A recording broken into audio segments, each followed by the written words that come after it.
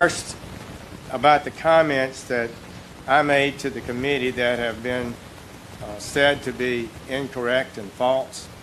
Let me be clear. I never had meetings with Russian operatives or Russian intermediaries about the Trump campaign. And the idea that I was part of a, quote, continuing exchange of information during the campaign between Trump surrogates and intermediaries for the Russian government is totally false. That is the question that Senator Franken asked me at the hearing, and that's what got my attention as he noted it was just breaking news, and it got my attention, and that is the question I responded to. I did not respond by referring to the two meetings, one very brief after a speech, and one with two of my senior staffers, professional staffers, with the Russian ambassador in Washington, where no such things were discussed. In my reply to the question of Senator Franken was honest and correct as I understood it at the time. I appreciate that some have taken the view that this was a false comment. That is not my intent. That is not correct. I will write the Judiciary Committee soon, today or tomorrow, to explain this testimony for the record. Secondly, at my confirmation hearing, I promised that I would do this. If a specific matter arose where I believed my impartiality might reasonably be questioned, I would consult with the department ethics officials regarding the most appropriate way to proceed, close quote.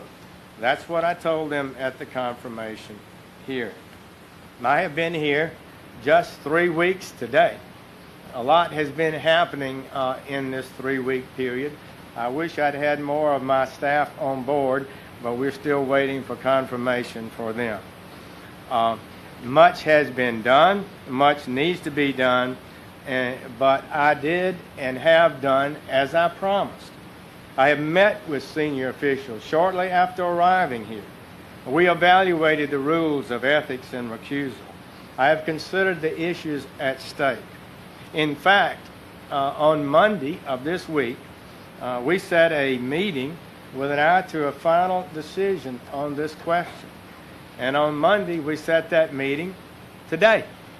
So this was a day that we planned to have a final discussion about handle this. I asked for their candid and honest opinion about what I should do about investigations, certain investigations.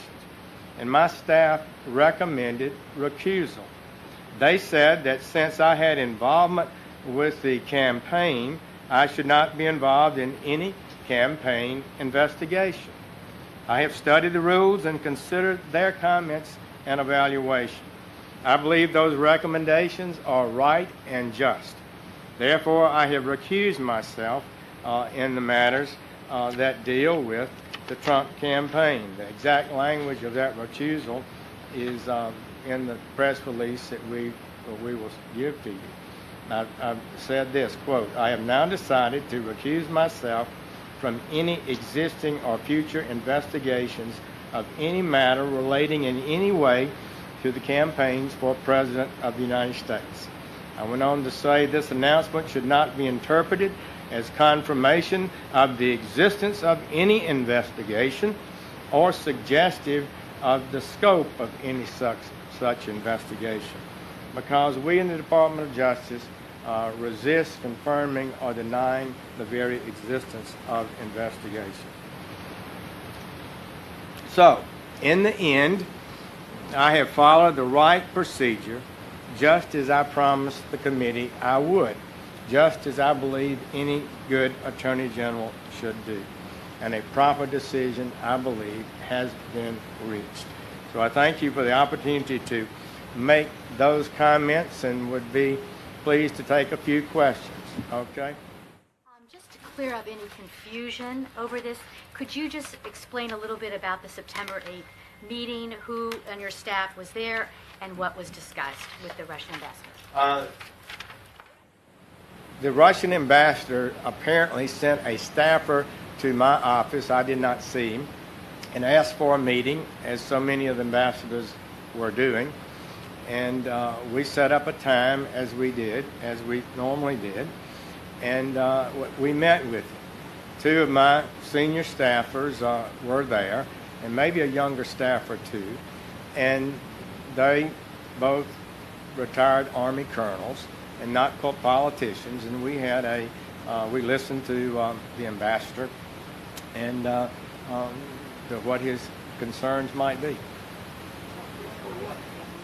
Well, it was just normal things, such as I started off by saying, I don't remember a lot of it, but I do remember saying I had gone to Russia with a church group in 1991, and he said he was not a believer himself, but he was glad to have church people come there. Indeed, I thought he was pretty much of an old-style Soviet-type ambassador. And so we talked a little bit about terrorism, as I recall, and somehow the subject of the Ukraine came up. I had the Ukrainian ambassador in my office the day before, and to listen to him, nothing that Russia had done nothing that was wrong in any area, and everybody else was wrong with regard to the Ukraine. It got to be a little bit of a testy conversation at that point. It wrapped up. He said something about inviting me to have lunch. I did not accept that, and that never occurred.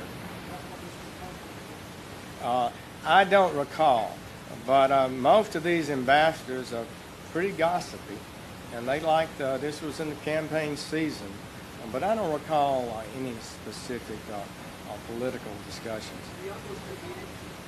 All right. Do you recall meeting with Ambassador Kislyak any other times? I don't recall having met him. I mean, it's possible. I'm on the Armed Services Committee and things happen, but I don't recall having met him before those two meetings. Sanctions, can you sound you out on the question of sanctions? And why do you think he sought the meeting with you? Did he consider you a representative of the Trump campaign? I think ambassadors are always out trying to find out things and advance their agenda. Most of the countries that ambassadors I met with, they would lay out the case for Ukraine, would lay out its case, Poland laid out its case, Latvia, Lithuania, Hungary, Japan, Canada, Australia. I met with all of those ambassadors over the year, and so I think that's why they... Did you consult with the White House about your decision? And just to follow on the last question, with hindsight, do you believe that this is a coincidence that the Russians asked you for a meeting, or do you believe you were targeted because it came at the height of Russia's interference, and at the same time, then candidate Trump was giving an interview to RT saying that he didn't believe there was anything to the reported interference? I don't recall and don't have a sense of any connection whatsoever about that. I'm not sure I even knew when we set up the meeting, what was going to be going on in the world at the time. So I can't speak for what the Russian ambassador may have had in his mind.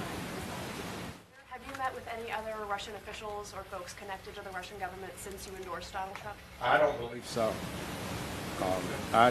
We meet a lot of people, so. From those two meetings you discussed with the ambassador? I don't believe so. General Sessions, the White House press secretary and the president himself both said today that they think you should not recuse yourself from these investigations. Did you do that? I did share with White House counsel, on my staff has, that I intend to recuse myself this afternoon. But I feel like, because they don't know the rules, the ethics rules. Most people don't. But when you evaluate the rules, I feel like that I should not be involved in investigating a campaign I had a role in. One more question and we'll wrap this up. Two questions, if I may. One, you were already considering recusal before today, is that correct? And secondly, when you answered Senator Franken's question, were you just not thinking of the meeting with the Russian ambassador, or did you not consider it relevant? I was taken aback a little bit about this brand new information, this allegation that surrogates, and I had been called a surrogate for Donald Trump, had been meeting continuously with Russian officials, and that's what it struck me very hard, and that's what I focused my answer on. And in retrospect, if I should have slowed down and said, but I did meet one Russian official a couple of times, that would be the ambassador. Thank you all. Take care.